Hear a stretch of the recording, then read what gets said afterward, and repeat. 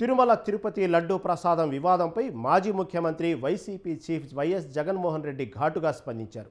నీచ రాజకీయాల కోసం చంద్రబాబు దేవుడిని కూడా వాడేసుకున్నారంటూ ఆగ్రహం వ్యక్తం చేశారు.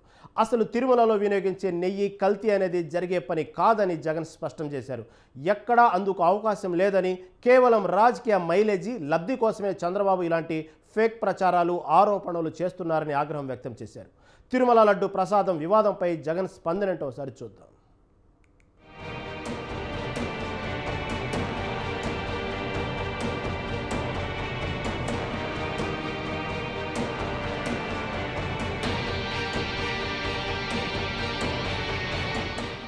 సీఎం చంద్రబాబుపై వైసీపీ అధినేత జగన్ నిప్పులు చెరిగారు.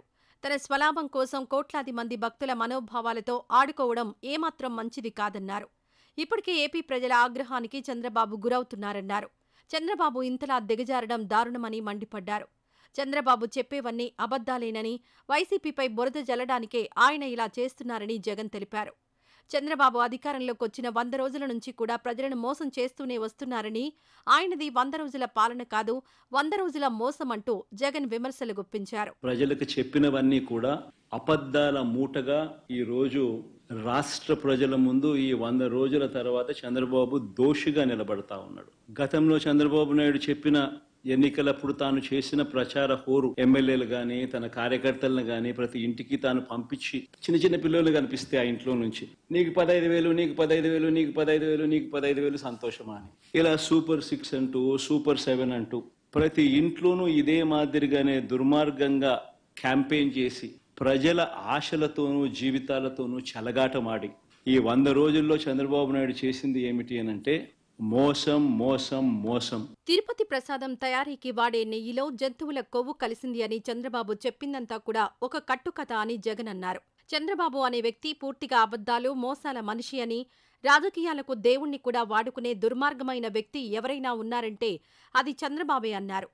ఎవరైనా రాజకీయ లబ్ధి కోసం ఇంత దూరం వెళ్తారా? ఒక సీఎం పదవిలో ఉండి ఇలాంటి అబద్దాలు చెప్పడం న్యాయమేనా అని ప్రశ్నించారు. భక్తుల మనోభావాలతో ఆటలాడుకోవడం ఎంతవరకు సబబు అని జగన్ మండిపడ్డారు. ప్రతి 6 నెలలకోసారి నెయ్యి సరఫరాకు టెండర్లు పిలుస్తారని, నెయ్యి నాణ్యత నిర్ధారణ పరీక్షను ఎవరూ మార్చలేదన్నారు. దశాబ్దాలుగా పాటిస్తున్న పద్ధతిలోనే తిరుమల లడ్డూ ప్రసాదం తయారీ జరుగుతుందని జగన్ తెలిపారు.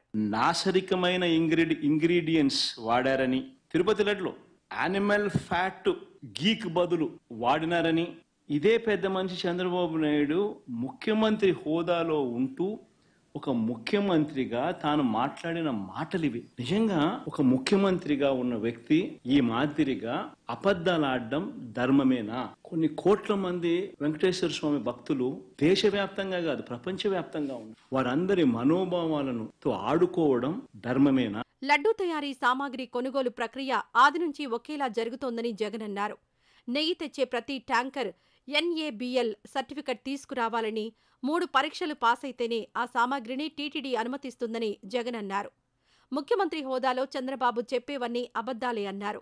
జరగని వాటిని జరిగాయంటూ అబద్దాలాడుతున్నారని జగన్ అన్నారు.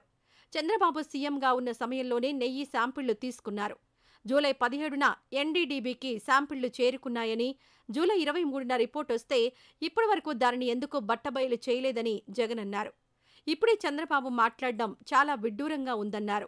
National accreditation board for labs certify చేసిన సంస్థ నుంచి ప్రోడక్ట్ క్వాలిటీ సర్టిఫికెట్ తీసుకొని రావాలి.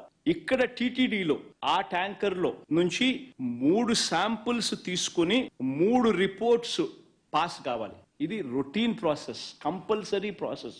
ఈ 3 టెస్టులు పాస్ అయిపోయిన తర్వాతనే ఆ నెయ్యి గాని, ఆ ఇంగ్రీడియంట్స్ గాని ఏదైనా కూడా ప్రసాదంలో వాడడానికి టీటీడీ వాడకంలోకి తీసుకుని వచ్చేదానికి బండిని ముందుకు పంపిస్తారు. లేకపోతే vehicle it self will not even go forward. అలాంటప్పుడు అది వాడారని, అవి నాశరికమని, యానిమల్ ఫ్యాట్ అని ఇలా రకరకాలుగా చెప్పడం అబద్ధాలు కాదా? ధర్మమేనా? న్యాయమేనా అని అడుగుతా ఉన్నా. 2024 ఎన్నికల్లో సూపర్ 6 అంటూ ఎన్నికల ప్రచారం చేశారని, వాటి అమలు ఎంతవరకు వచ్చిందని జగన్ ప్రశ్నించారు. చంద్రబాబు చెప్పేవన్నీ మోసమేనని, 100 రోజుల్లో అన్ని వ్యవస్థలు తిరోగమనం పట్టాయన్నారు.